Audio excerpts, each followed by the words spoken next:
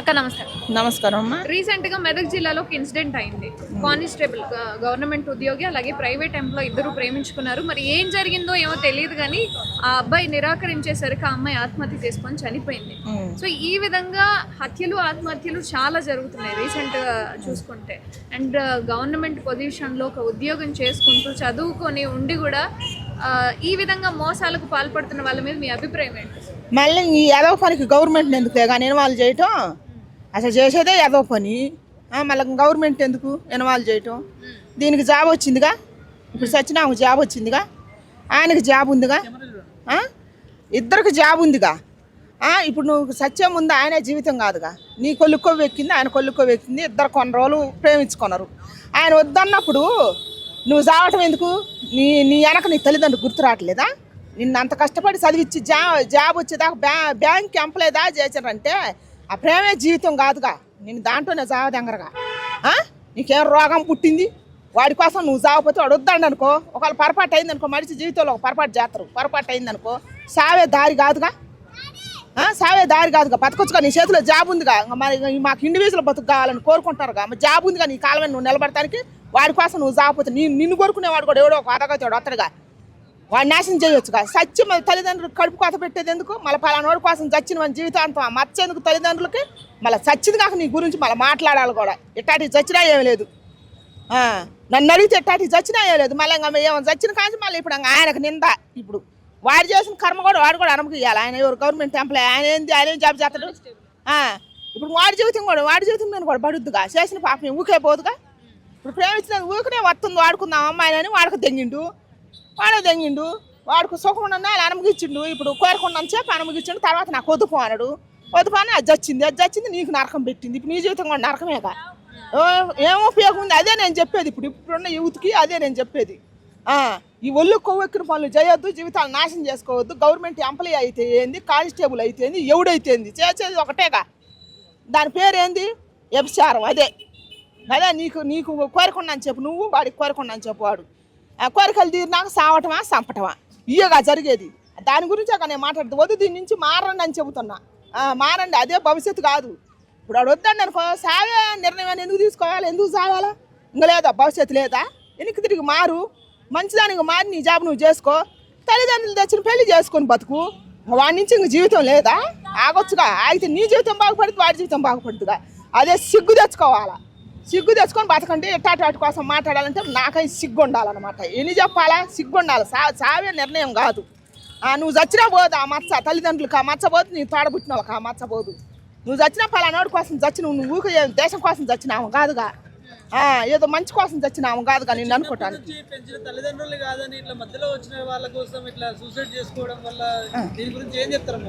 మరి అదే అని ఒళ్ళు కొవ్వెక్కే ఇంకా తల్లిదండ్రులు మర్చిపోతారు. మరి ఇన్నాళ్ళ నుంచి కష్టపడే వాళ్ళు డబ్బులు పెట్టి తినక కూడబెట్టి చదివించారుగా. వచ్చిన చదువుని మర్చిపోతారు. వచ్చిన జాబులు ఎంత కష్టపడితే ఆ జాబు రావాలా?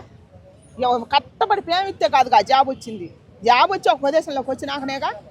ఇప్పుడు పొరపాటు జరిగిందనుకో, సరిదిద్దుకో. సావటమే ఎందుకు? దానికి సావే మార్గం కాదు దీనికి. అది చాలా మంది ఆస్తుల కోసం ప్రేమించట్లేదు అని చెప్పి ఇట్లా చంపడానికి ప్రయత్నిస్తూ ఉన్నారు, లేదా వాళ్ళు చచ్చిపోతున్నారు. అసలే నన్ను అడిగితే ఇప్పుడు ప్రేమ లేదు, బొందలేదు. ఆడదాని మీద మగోడికి కోరిక, మగోడి మీద ఆడదానికి కోరిక. అంతే. కోరిక తీరినాక సావనాన్న చస్తారు, సంపనాన్న చంపుకుంటారు. ఇప్పుడున్న జనరేషన్లో అదే ఉంది. దీనికి ప్రేమ అని రంగు పూయి కాకండి మళ్ళీ పైపెచ్చు. ఇది ప్రేమ లేదు, గీమ లేదు, మోహం ఒక్కటే ఉంది. లేదు, ఇప్పుడు లేదు. అసలు ఈ రోజు ఇప్పుడు లేనే లేదు. ఉంటే ఉందేమోలే కానీ అప్పుడు ఉందేమో 10 ఏళ్ళ కింద, 20 ఏళ్ళ కింద. ఇప్పుడు అసలు లేదు. ఇప్పుడు ఉంది కోరిక ఒక్కటే, మడిసి ముందలు ఉంది. ఇప్పుడున్న యువత కోరిక ఒక్కటే. ఏం తెలుసు వాళ్ళకి? జీవితాలు తెలితే ఇప్పుడు సావటం ఎందుకు? మరి చదువుకున్న వాళ్ళేగా, జాబులే చేస్తారుగా. ఇంకా బతుకు లేదా? ఇంకా అదే బతుక. ఆయన వద్దండి అనుకో, ఇంకా చావాలన్నా మరి? అయిపోయింది, దాని అవసరం అయిపోయింది. అందుకే అమ్మాయి మారాలనేది. ఉద్యోగాలు వచ్చే వరకు ఒక రకమైన ఫీలింగ్ ఉంటుంది ప్రేమించిన వ్యక్తుల మీద. వీళ్ళు ఎప్పుడైతే ఆర్థికంగా స్థిరపడతారో ఆ తర్వాత అవతల వాళ్ళకి ఆ స్థాయి లేకపోతే వాళ్ళని వదిలించుకోవడానికి చాలా సింపుల్గా చూస్తుంది. దీని మీద మీ అభిప్రాయం? చూస్తారు. ఇప్పుడు అబ్బాయి చూస్తాడు, అబ్బాయి సింపుల్ చూస్తాడు, అమ్మాయి కూడా అదే పొజిషన్లో చూస్తాడు. ఎందుకు చూడతావు? నువ్వు చూసినప్పుడు అది ఎందుకు చూడతావు? అది కూడా చూద్దాం. అప్పుడు నువ్వు తక్కువ పొజిషన్లో కానొస్తావు దానికి, అది ఎప్పుడు ఎక్కువ పొజిషన్లో ఉంటుంది. దానికి కూడా సేమ్ ఫీలింగ్. వీడు ఎదవా వాడుకున్నా వాడుకున్నా ఇంకా వాడి పని అయిపోయింది. ఆయన అడిగితే దాని పోదేసిన అది చూసుకుంటుంది. ఇప్పుడు నువ్వు వీడు ఎట్ట చూసుకుంటుండో అది కూడా అంతే చూసుకుంటుంది. సేమ్ కోరికలు అంతే, సేమ్ ఆలోచనలు. ఒకళ్ళు ఎక్కువ కాదు, ఒకళ్ళు తక్కువ కాదు. ఇప్పుడున్న యువతకి మంచి పిల్లగాలగా మొన్న ఒక రోజు నేను చూసిన కామేశ్ అన్న అబ్బాయి చెప్పిండు, అగా అట్టోళ్ళు నూటికో కోటికో ఉంటారు. ప్రేమే జీవితం కాదుగా. ఇప్పుడు ఆమె కోసం ఈయన చావాల్సిన అవసరం లేదు, ఈయన కోసం ఆమె చావాల్సిన అవసరం లేదుగా.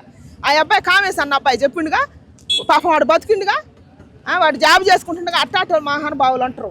అట్టాటోళ్ళని చూసి సిగ్గు తెచ్చుకోవాలి ఇప్పుడు ఉండే యువత. అట్టాట అబ్బాయిలు కామేశ్ అబ్బాయి పేరు నేను మొన్న చూసిన. అసలు ప్రేమ పెళ్ళిళ్ళు అసలు మంచిగా కావు, అస్సలు మంచివి కావు. నేను అసలు నేను ఎంకరేజ్మెంట్ అసలే చేయను. ఆ సిగ్గు ఉంటే మాత్రం మారండి. ఎట్టాటి చచ్చినా బాధలేదు, చచ్చినా వాటి గురించి ఏడవటం కూడా అనవసరం. తల్లిదండ్రులకు నేను చెబుతున్నా, ఎందుకు అనవసరంగా ఏడవటం?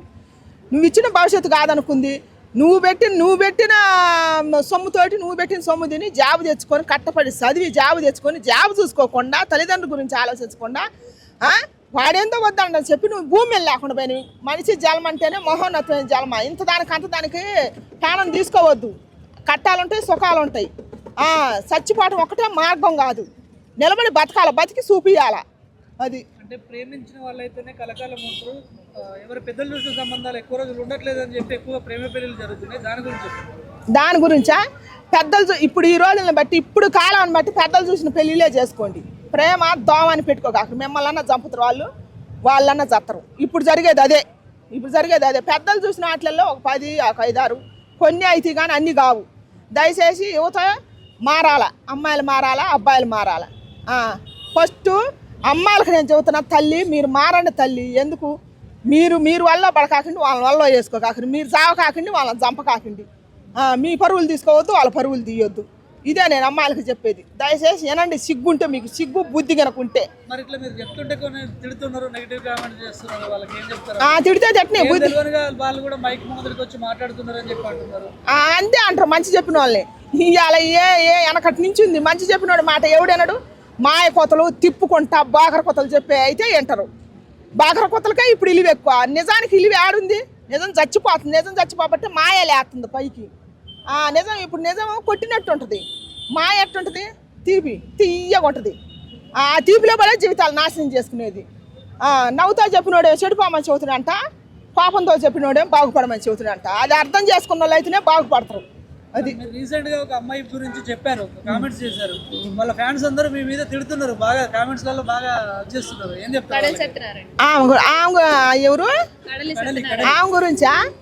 తిడతారు మరి. ఇంకటి సరిపోతున్నాడే మరి. నేను ఆమె గురించి చెప్పింది, ఎవరు చెప్పపోయినా నేను చెప్పింది. ఆమె 2 మాటలు రేజ్ చేసింది, సమాజంలోకి తీసుకొచ్చింది. ఇది ఎట్టాటోళ్ళు ఎట్ట మారిపోతారు, పూర్తిగా మారిపోతారు అనే నేను చెప్పింది. బట్టలు వేసుకోవాలా, మగవాడికి ఇప్పుడు మగవాడితో పాటు ఆడత కూడా సమానంగా ఉండాలా, ఈక్వల్గా ఉండాలా, వాడు సొక్కిడ్చుకొని ఉండు, నేను కూడా షేర్ ఇడ్చుకొని కూర్చోవాలా అని చెబితేనే నేను చెప్పింది. దానికి 2 పాయింట్ల బుద్ధి ఇట్ట మారిపోతారనే. ఆమెకు తగ్గట్టు ఇప్పుడు ఆమె 2 పాయింట్లు చెప్పింది. ఆడదానికి సొంత ఇల్లు కావాలని చెప్పింది. మగవాడితో పాటు వాడు సొక్కిడ్చుకొని కూర్చుండు బస్సులో, నేను కూడా ఇడ్చుకొని కూర్చుంటానని చెప్తుంది. ఆ 2టికే నేను చెప్పింది. ఇక ఎట్టాటి బుద్ధి లేని ఎంకరేజ్మెంట్ చెప్తుంది. వాటికి అసలు ఆన్సర్ ఇవ్వాల్సిన అవసరం కూడా లేదు.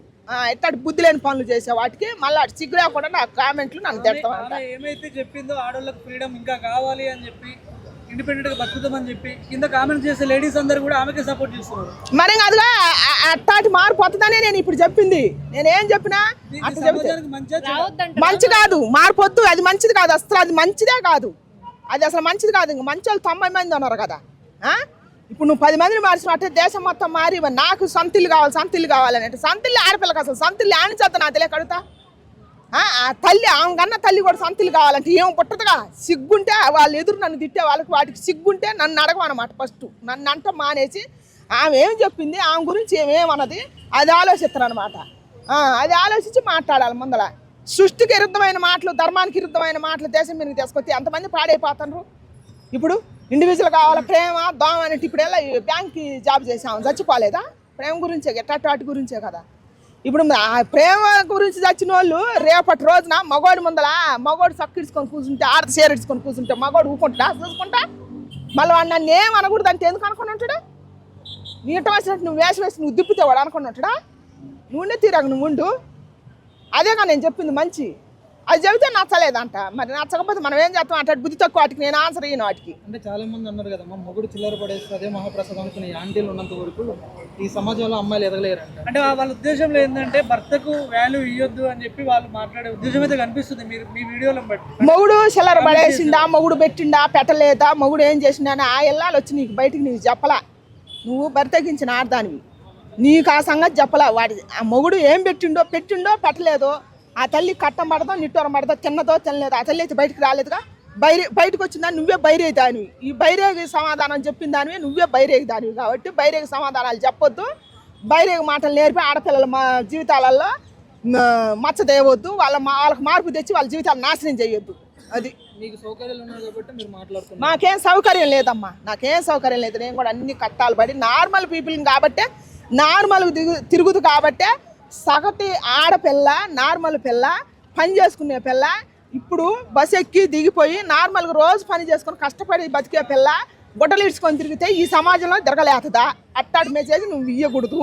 నువ్వంటే కార్లలో వస్తాను సీవిలేస్లు వేసుకొని తొడలు కనపడేటట్టు, జబ్బలు కనపడేటట్టు నిన్నెవడు చూడ్డు. కారులో వస్తాను కాబట్టి నడిచిపోయి ఆ పిల్ల సీవిలేస్ వేసుకొని జబ్బలు కానిస్తాడు, తొడలు కానిస్తాడు తిరిగి తర్వాత మగోడి తప్పు అని కొందరు తనరంటే అది తప్పు కాదా? అది తప్పు మెసేజ్ కాదా?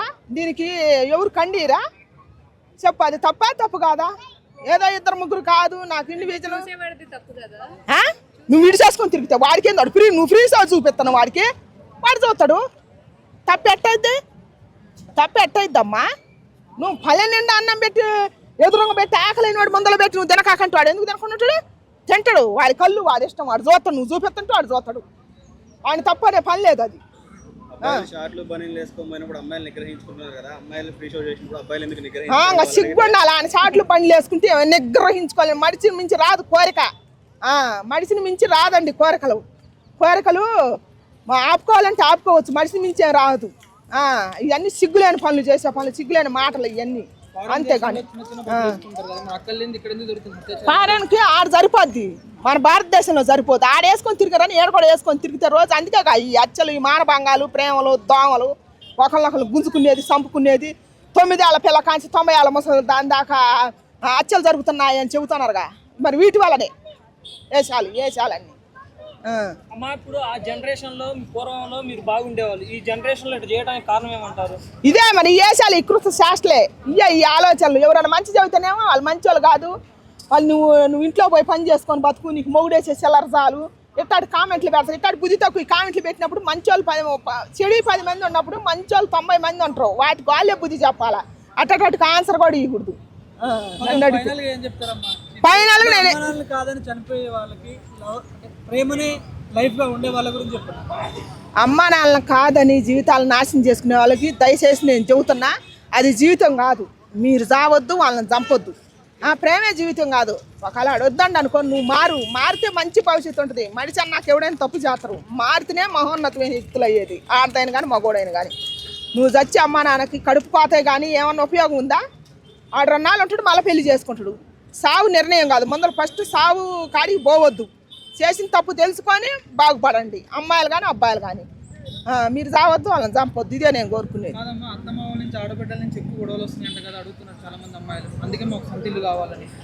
అత్తమామల నుంచి ఆడబిడ్డల నుంచి గొడవలు మీరు నిలబడలేక ముందర మీకు సెల్ఫ్ రెస్పెక్ట్ ఎక్కువైంది.